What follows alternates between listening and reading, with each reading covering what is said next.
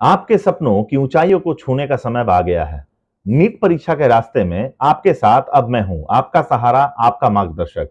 यह रास्ता तो मुश्किल होगा, लेकिन हर मुश्किल को आसान बनाने की शक्ति आपके अंदर ही है। सारी मेहनत, समर्पण और संघर्ष आपको आपके लक्ष्य तक पहुंचाएगा।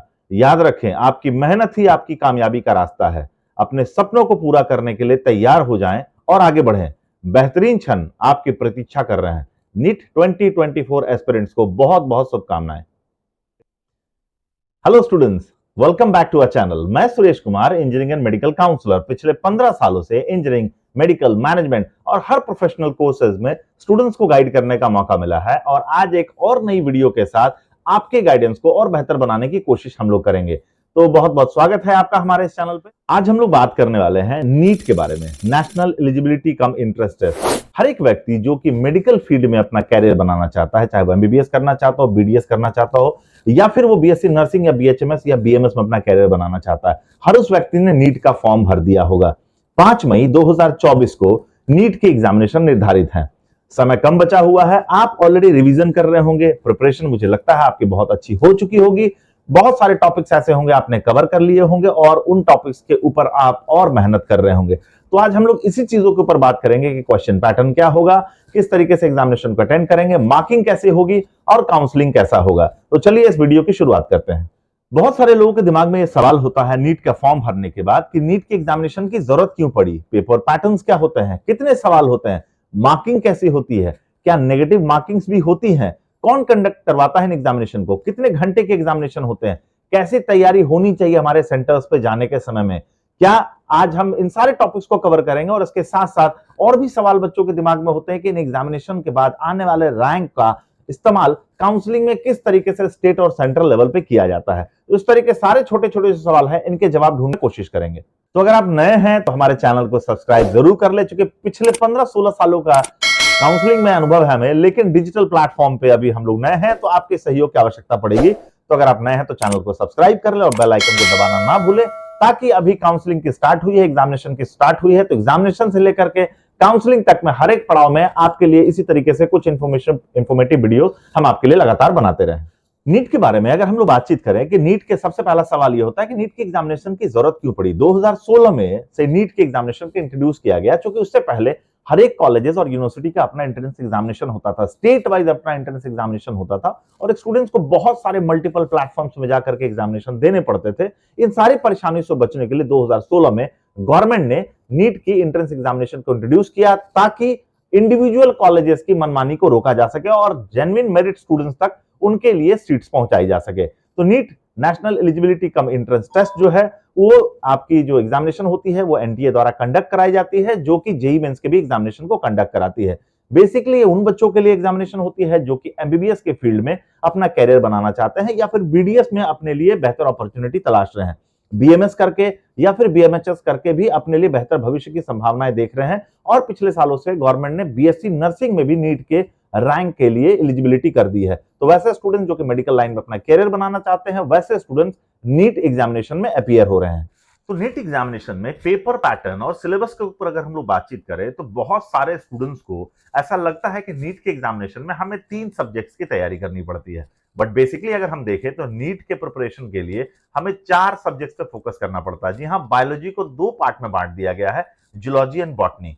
फिजिक्स केमिस्ट्री के साथ जूलॉजी और बॉटनी जो होता है वो भी स्टूडेंट्स को प्रिपेयर करने पड़ते हैं। तो नीट एग्जामिनेशन की अगर हम लोग बात देखें, ठीक है, तो ज्यादातर स्टूडेंट्स, वैसे स्टूडेंट्स जो कि 11th और 12th के ऊपर जिनका बहुत अच्छा पकड़ है, जिन्होंने बहुत अच्छी से पढ़ाई की, और स्पेशली वैसे स्टूडेंट जिन्होंने एनसीईआरटी बुक्स को फॉलो किया है, जो कि सीबीएसई पैटर्न में पढ़ाया जाता है। तो अगर आप एक सीबीएसई बोर्ड से पढ़ रहे हैं और आपने अगर एनसीईआरटी के बुक्स की बहुत अच्छे से पढ़ाई की है, तो 11th-12th के सब्जेक्ट के ऊपर अगर आपकी अच्छी पकड़ है तो आपके लिए एंट्रेंस एग्जामिनेशन बहुत आसान हो सकता है। लेकिन अगर आपने एनसीईआरटी बुक्स को नहीं फॉलो किया है तो आपके लिए चुनौती हो सकती है। लेकिन वैसे स्टूडेंट जिन्होंने प्रिपरेशन बहुत अच्छी की है उनके लिए शायद बहुत फर्क नहीं पड़ेगा।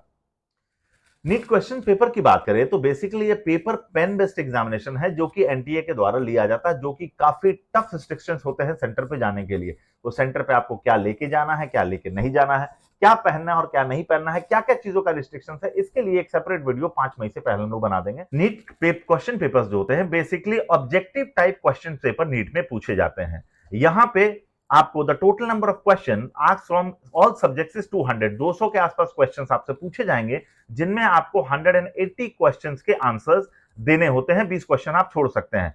50 questions asked from each subject, which is further divided into two sections.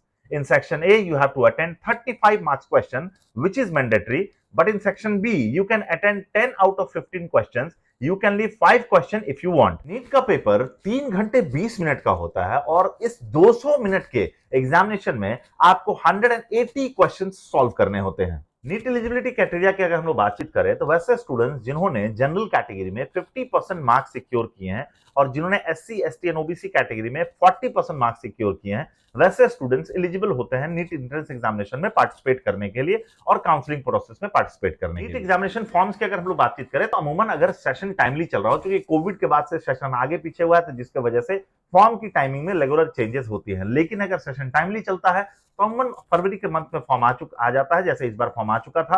पहली बार ऐसा हुआ था कि दोबारा से नीट के लिए बहुत सारे स्टेक होल्डर्स के रिक्वेस्ट पे दोबारा से नीट के एग्जामिनेशन फॉर्म्स को दोबारा 2 दिन के लिए खोला गया था, तो वैसे स्टूडेंट जो छूट गए थे उन्होंने दोबारा नीट के फॉर्म को भर लिया है। Normally SC, ST, OBC category के जो स्टूडेंट्स होते हैं उनके लिए फीस अलग होती है। अगर हम लोग जनरल कैटेगरी के लिए बात करें तो 1700, एससी ओबीसी कैटेगरी के लिए 1600 and SC and ST category के लिए 1000 की फीस जो होती है वो एनटीए द्वारा चार्ज की जाती है। बेसिकली अगर हम नीट की ये सारी इंफॉर्मेशन, फॉर्म्स भरने की प्रक्रिया जो होती है वो हम लोग नीट के ऑफिशियल वेबसाइट NEET.NTA.nic.in से जाकर के करते हैं, जहां पे आपको सारी इंफॉर्मेशन मिलती है। तो मुझे पूरी उम्मीद है कि 5 तारीख को जो होने वाली एंट्रेंस एग्जामिनेशन है इसमें आपकी प्रिपरेशन बहुत अच्छी हो चुकी होगी और आपने अपने टॉपिक्स के ऊपर भी काफी अच्छी मेहनत कर ली होगी। अगर हम लोग नीट एंट्रेंस एग्जामिनेशन की बात करें तो नीट एंट्रेंस एग्जामिनेशन में हर साल नंबर ऑफ स्टूडेंट्स जो है बढ़ते चले जा रहे हैं। 2022 की अगर हम लोग बातचीत करें तो उस साल लगभग 18 लाख के आसपास स्टूडेंट थे। 2023 की अगर हम लोग बातचीत करें तो लगभग 21 लाख, 20 लाख 87 हजार के आसपास, और इस साल 2024 में लगभग 25 लाख से ज्यादा स्टूडेंट्स जो है वो नीट एंट्रेंस एग्जामिनेशन में अपीयर कर रहे हैं। हर साल कंपटीशन टफ हो रही है। अगर 50% स्टूडेंट्स भी इस बार क्वालिफाई कर जाते हैं तो लगभग 12.5 लाख क्वालिफाइड स्टूडेंट्स के लिए हमारे देश में सारे मेडिकल कोर्सेज की अगर हम बातचीत कर ले तो लगभग 2 लाख के आसपास सीटें हैं। अगर एमबीबीएस कोर्स की बात करें तो 706 गवर्नमेंट प्राइवेट मेडिकल कॉलेज में अभी के डेट में 1,09,145 जो सीट्स हैं वो अभी अवेलेबल हैं।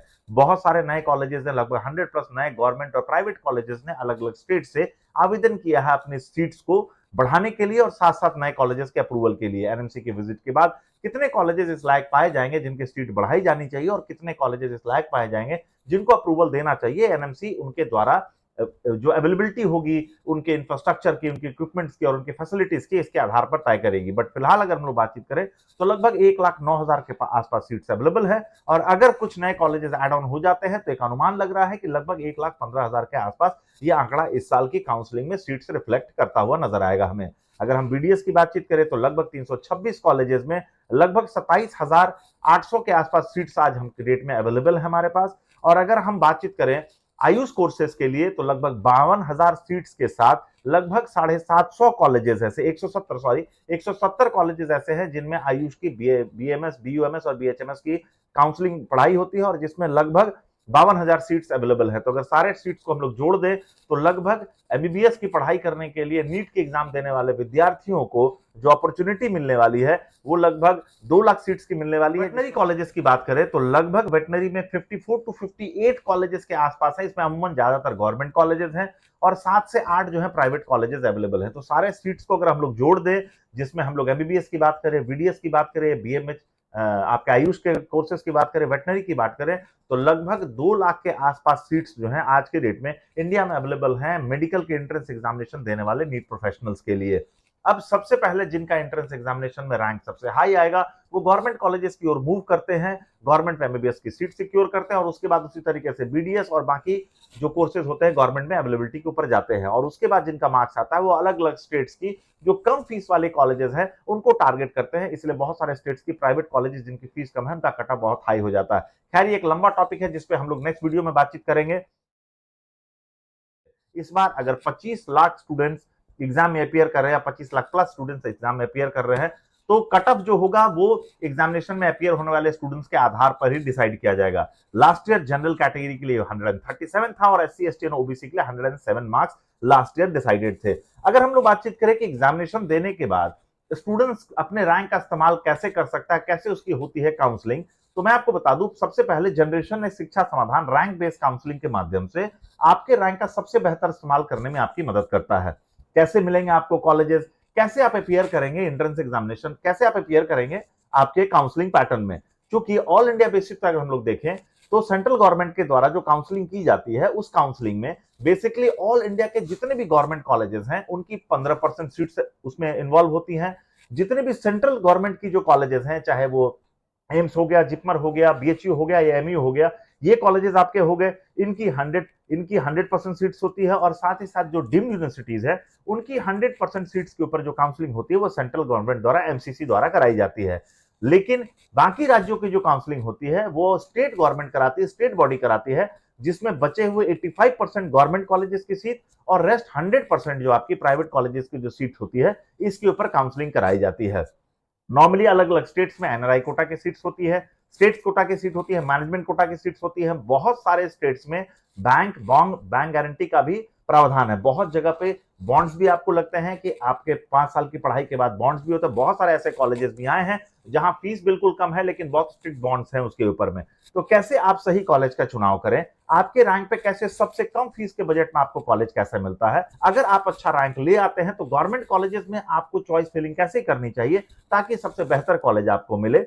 एग्जाम आपके काउंसलिंग होने के बाद, कॉलेज अलॉटमेंट के बाद कहीं बैंक गारंटी आपके रिपोर्टिंग में बाधा तो नहीं बनेगी, डायरेक्ट एडमिशन की क्या पॉसिबिलिटीज है। हर साल हम लोग बहुत सारे ऐसे लुभावने बातें सुनते हैं जिनमें फीस का रिडक्शन के बारे में बात की जाती है, फीस में स्कॉलरशिप की बात की जाती है। तो क्या ये वाकई में फीस में रिडक्शन होता है, किन परिस्थितियों में ऐसा होता है और क्या इसका लाभ एक्चुअली में स्टूडेंट्स को मिल पाता है। इस तरीके से ढेरों सवाल है और ढेरों काउंसलिंग पैटर्न के क्वेश्चंस हैं जो स्टूडेंट्स और गार्जियंस के दिमाग में नीट एग्जामिनेशन को अपियर करने के समय, नीट एग्जामिनेशन में आने वाले रैंक के बाद उनके दिमाग में आते हैं। इन सारे सवालों के समाधान के लिए जनरेशन ने शिक्षा समाधान जो है वो प्री काउंसलिंग आपकी समय समय पे करती रहती है, जिसमें हम लोग रैंक बेस्ड काउंसलिंग के माध्यम से स्टूडेंट्स को उनके मनचाहे कॉलेज में, उनके बजट के कॉलेजेस में एडमिशन करने में हम लोग उनको काउंसलिंग के माध्यम से असिस्टेंस प्रोवाइड करते हैं। तो अगर आप एक नीट एस्पिरेंट हैं तो नेचुरली आपकी प्रिपरेशन बहुत अच्छी हो चुकी होगी। लास्ट में इस वीडियो को खत्म करते हुए मैं आपको बताना चाहूंगा कि आपके जो टॉपिक्स जिन पे आपकी सब्जेक्ट पकड़ बहुत अच्छी है, जिन पे आपको अभी तक अच्छे मार्क्स सिक्योर हो रहे हैं, उन टॉपिक्स के ऊपर आप ज्यादा मेहनत करें। बहुत समय नहीं बचा है, इसलिए नए टॉपिक्स को अटेंड करने से अच्छा है कि जो पुराने टॉपिक्स हैं उनमें रिविजन्स को बढ़ाया जाए और जिन टॉपिक्स पे आपकी अच्छी पकड़ है उन पे आप मेहनत करें। अभी समय है स्वस्थ रहने का, अभी समय है हेल्दी रहने का, अभी समय है अपने दिमाग को कूल रखने का, क्योंकि ये जिंदगी का कोई आखिरी एग्जामिनेशन नहीं है। ऐसे ढेरों एग्जामिनेशन होंगे जो आपको आगे आने वाले समय में देने पड़ेंगे। और अगर आपका रैंक आ जाता है बहुत बढ़िया, तो भी उस रैंक का कैसे इस्तेमाल अच्छे से कर सकते हैं ये भी आपको जनरेशन नेक्स्ट बताएगा। और किसी कारण से अगर आपका रैंक अच्छा नहीं आता है तो घबराइए मत, कॉलेज हमेशा अच्छे रैंक से नहीं सही जानकारी से मिलता है और वो सही जानकारी जनरेशन नेक्स्ट से आपको मिलेगी।